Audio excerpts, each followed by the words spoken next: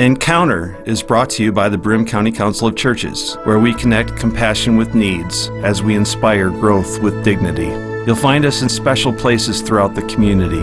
For those who remain hungry, we provide meals. For those who are challenged, we build wheelchair ramps. We comfort those who are ill, minister to those who are confined, and we remain an advocate for change and understanding on behalf of every element of our community.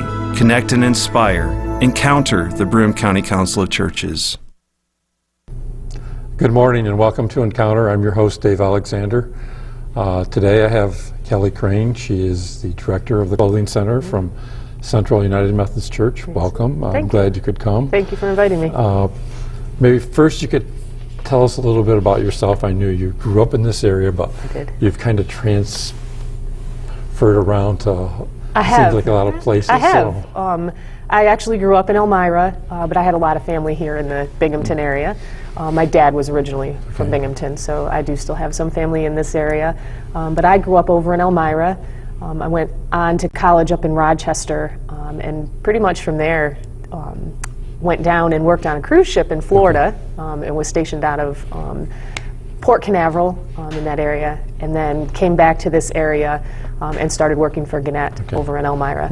And then once I began working for them, then I had moved around to a few other newspapers, to Chambersburg, Pennsylvania, where I met my husband, and then we were transferred out to Jackson, Tennessee, and then about 7 years ago my husband was transferred back up here to Binghamton. So yeah, so I kind of never really thought, once I left, I thought I'd not come back, but it's been a blessing. I'm closer to family, and I enjoy being back in the area. This is a beautiful place to be. You know what, I want to pick up on something you just said before we get into our topic for today, but you worked on a cruise ship. I did.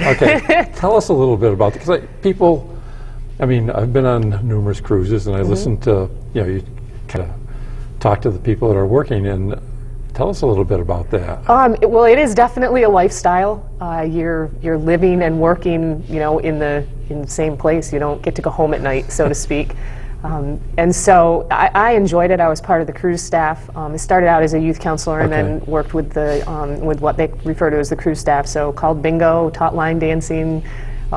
We had a lot of fun. We did cruises, 3 and 4 day cruises to Key West and then out to the Bahamas. And I worked for the bigger boat, which was the Disney cruise before Disney had their own ships.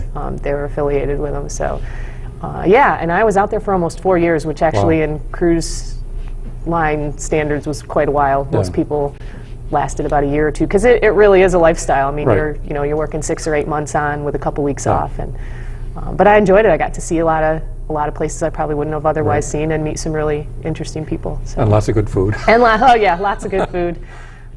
So it was a good time. I know it's kind of interesting, because you talk to the staff, and a lot of them are not Americans working. Because they're the ones that they're used to that type of stuff, and there's very few Americans that are working on the cruise. Oh yeah, we were the American crew members were definitely probably one of the smallest minorities on the ship. On our ships we were a little bit smaller. We had between 2,000 and 3,000 passengers, and out of 600 crew members, there were only 38 that were American. So very, very few.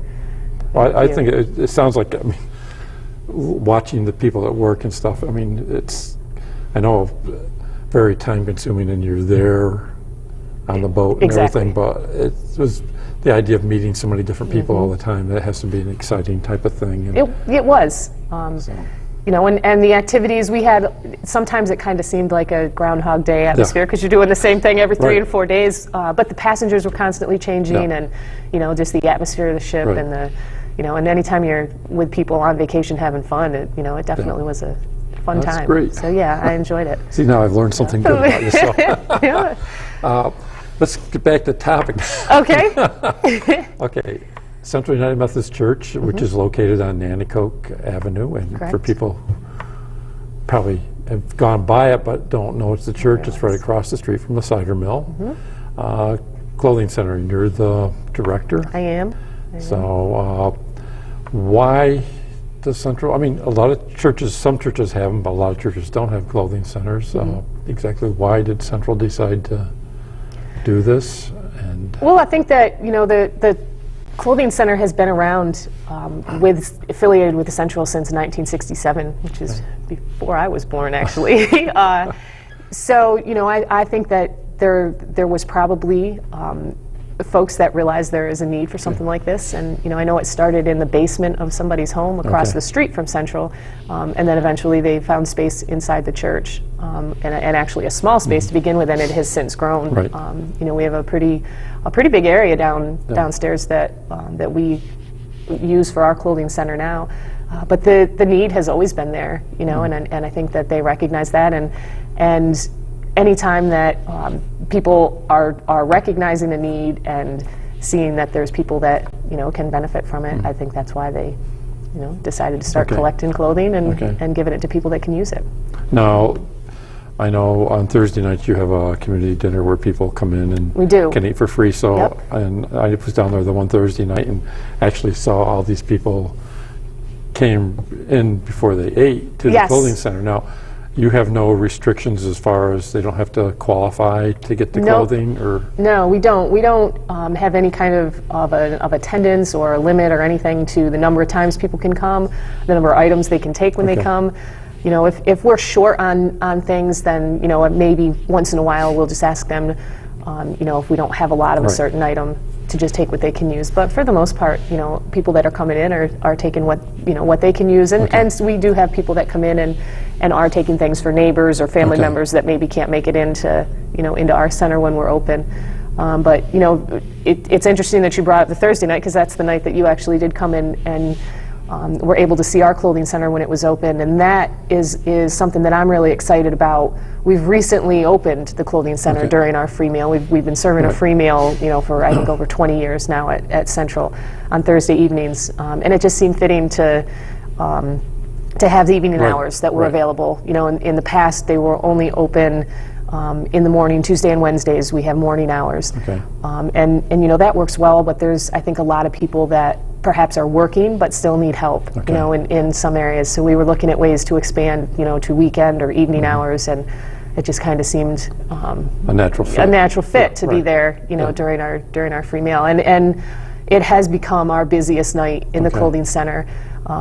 And we've got people that are coming into the clothing center and they're not staying for dinner.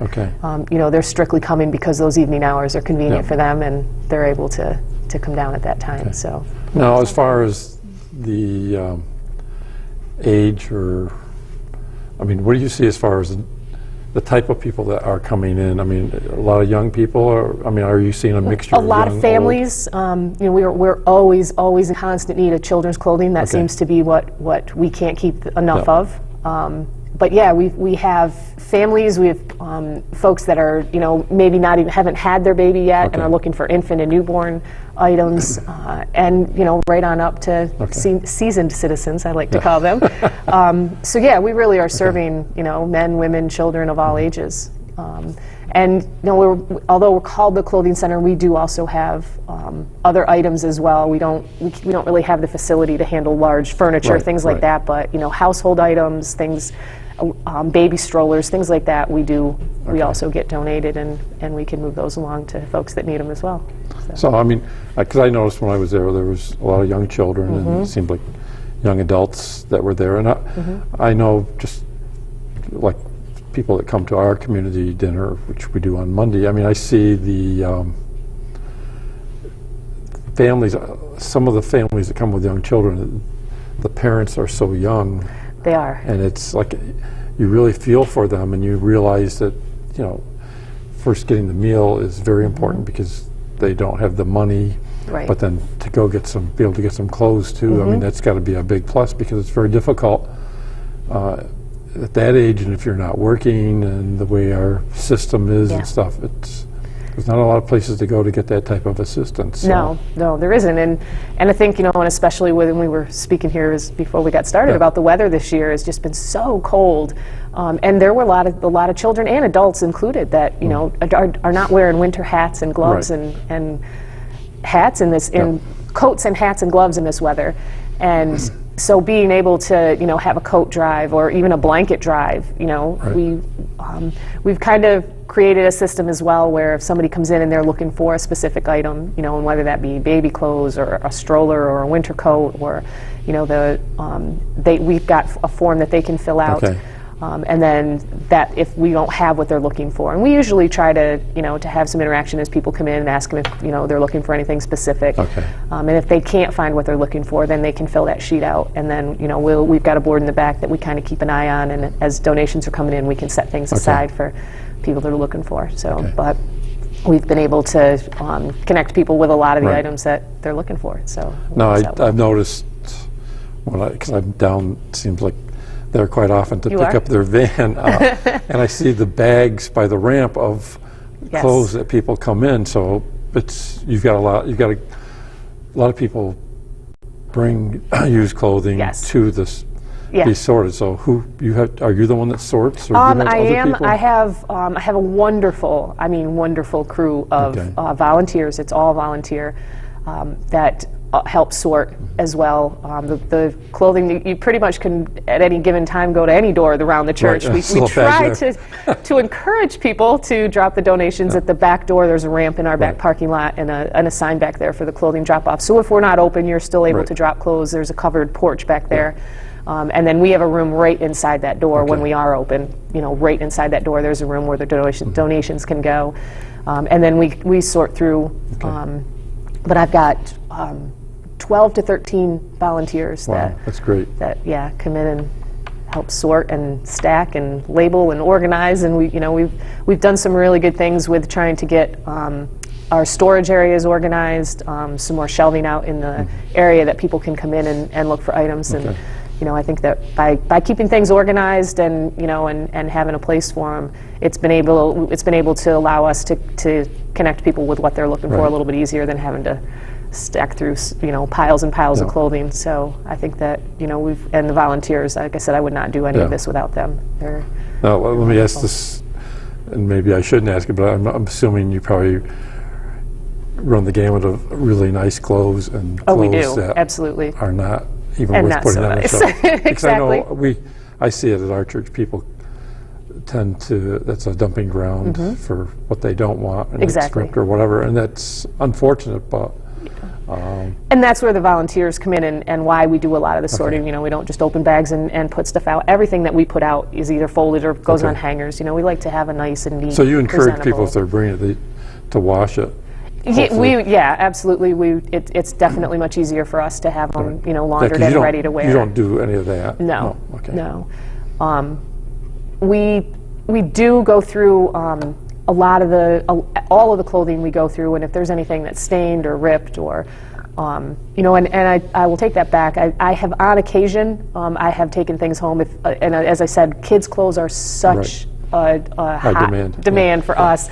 That if we have kids' clothes that come in that just maybe the bag got wet or that are needing to be laundered but are otherwise good clothing, then those I'll take home myself and wash and bring back. But in general, we really like to have the clothes at least clean or ready to wear. But we go through, and if there's clothes that are ripped or stained or dirty and things like that, then we're not putting that out. We really try and keep things out that are people are going to want to wear. Right. So So I mean, people can come in. There's no cost. Nope.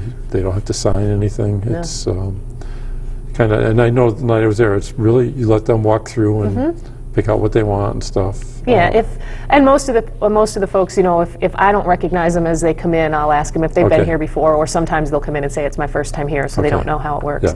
We'll just kind of walk through and point out what. We have things in areas by adults and children, and so we'll give them an idea of where everything is and just let them know that if they need any help finding anything that, to find one of us. We all have a volunteer tag on, so they can find one of the volunteers and we can help them find what they're looking for. So, Okay. Why, I guess, you're very passionate about this. I am. And I mean, why did you decide that you wanted to take over this? Oh, well, I didn't. Or, I should think say, the clothing center kind of found me. Well, yeah, most I churches, didn't if find someone has a passion for it, then you Yeah, end up then doing yours. it. But No, I think that I am an absolute firm believer. The Lord puts you where you need to be when you need to be there. And that's been true in so many different things in my life. I've been in places that the people that have been in my life at that time, I absolutely needed those people to get through difficult times, things like that. I decided to move on from the newspaper. And was looking for something a little bit more rewarding, something a little bit, giving back. Right. I kind of stumbled into Central's Clothing Center. The previous director, I volunteered to help at a children's Christmas party that we do every year, and she was there, and had saying that they were needing more help at the clothing center. And I said, it's something I'd be interested in. It's a couple days a week, not a big commitment, nothing. So I started going down just as a volunteer, helping to sort clothing.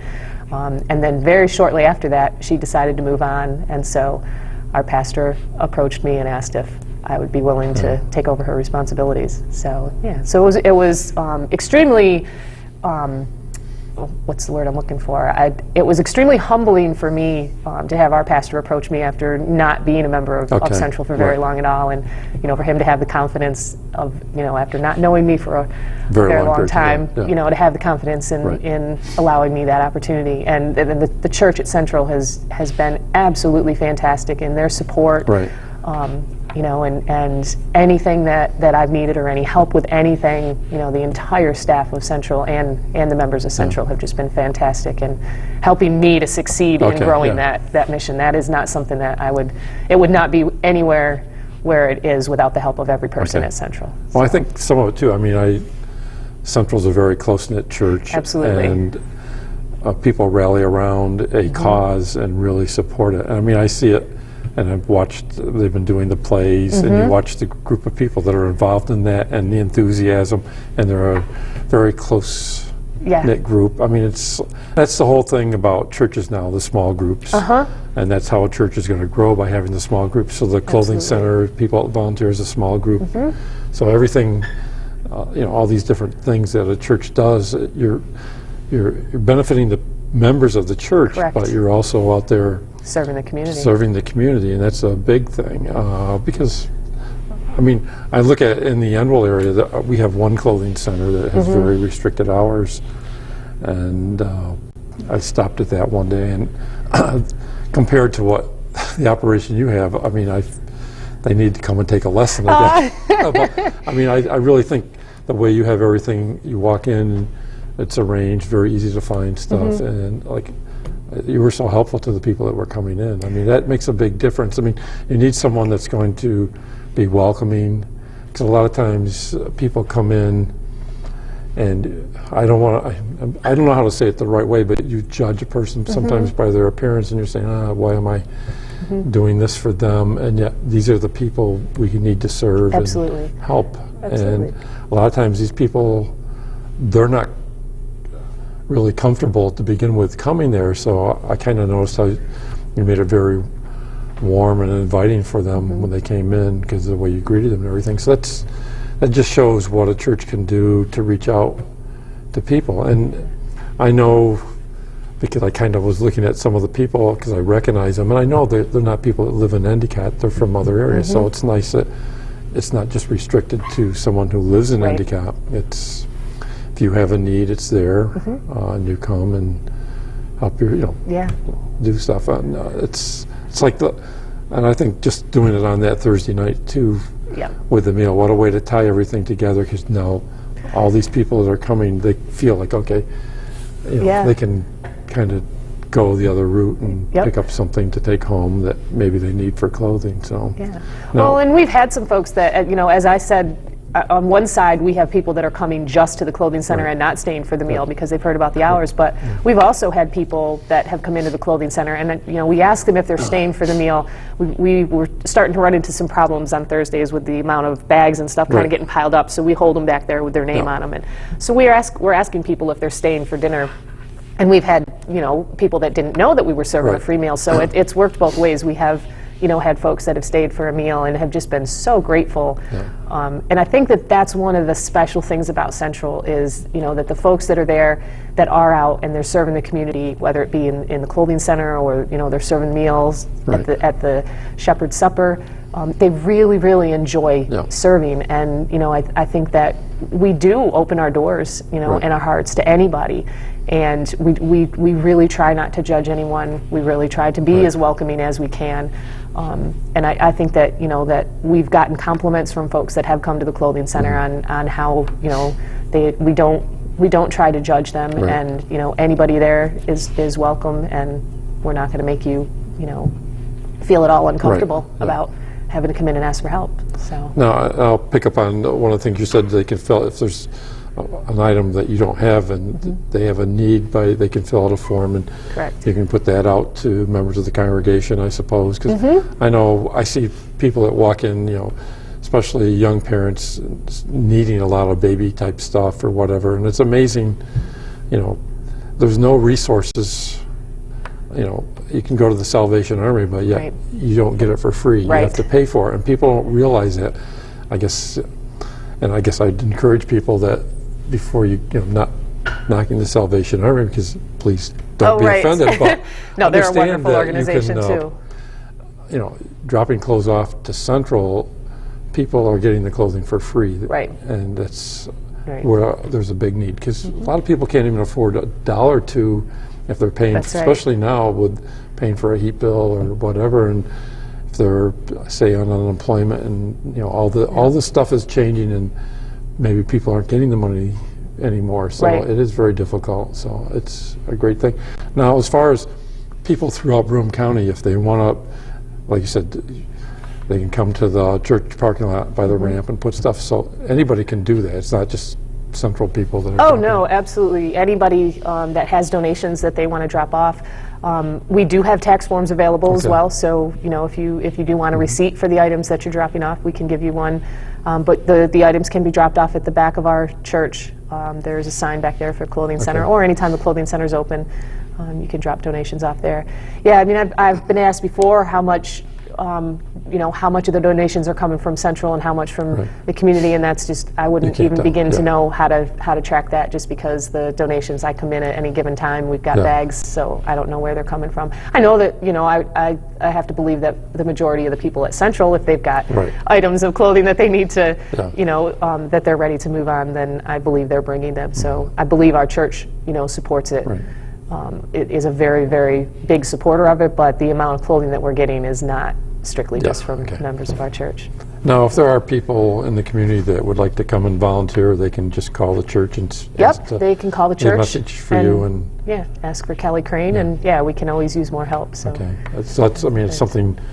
I guess even with the dinners and stuff, everybody's looking for help, and I know, because I talked to some of the people that are serving their dinners. They've been there. They've been doing it for 20 years.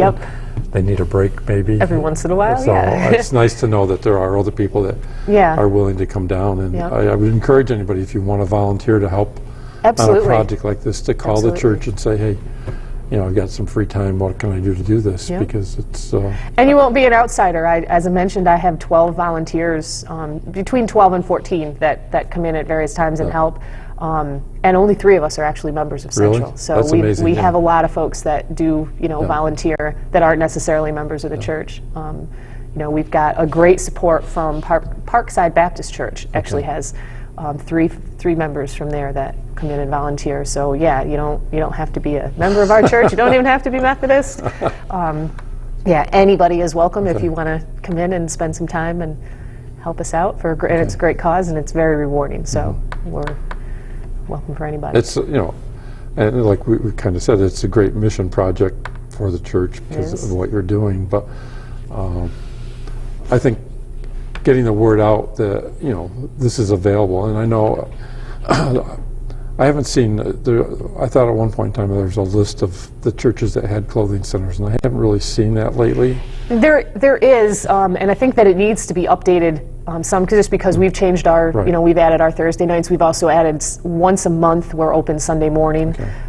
So I think that I think there's a is it 211? Yeah. That has, Yeah, the you know, a United list of that, Warriors. Yeah. of that Yeah. information. But I think some of that does probably Yeah, need to be. because it's important people updated. know. I mean, there are churches out there that offer this, and it's, if you need the clothes, that's the Right. place to go. I mean, it's, you don't need to feel embarrassed Right. or anything. And I think that's a big stumbling block for a lot of people, that, you know, the stigma of going someplace and getting someone else's clothes and stuff. Right. And if you really need it, and like you said, you sort through it, so it's not like you're getting, It's quality. yeah, you're getting good quality stuff. And I know a lot of times I see people drop off stuff that someone in the family has died. And a lot of times there's still the price tags on the clothes. Oh, yeah. So, I mean, it's not like, Yeah.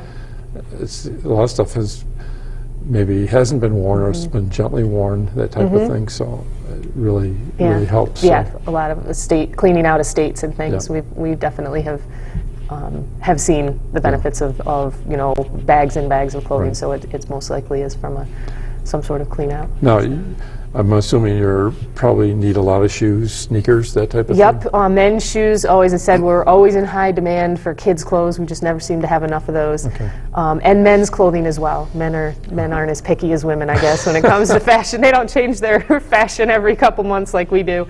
And men tend to wear their clothes out before Okay. they, you know, get sick of the Right, style, yeah. so to speak. And we've kind of joked about that at the clothing center, because right now we're kind of low on men's clothing, okay. Shirts and pants and things. So yeah, but I put, you know, notes out in the bulletin at times Okay. if we're looking for specific items. So Well, that's good. I mean, I just think it's a great project, and I mean, to have the passion that you have to do the thank you. program, I mean, takes a lot out of you, I would assume. yeah, it's more Because- than just the time I'm spending at the Right. during the clothing center Yeah. open, but I mean, like you I'm said, you enjoying take it. stuff home and you fix it up and everything, so it's, people don't realize, I think when a church runs a program like that, Right. what it really goes into it and everything, so it's something you really have to have that passion and want to do it and keep doing it all Right. the time.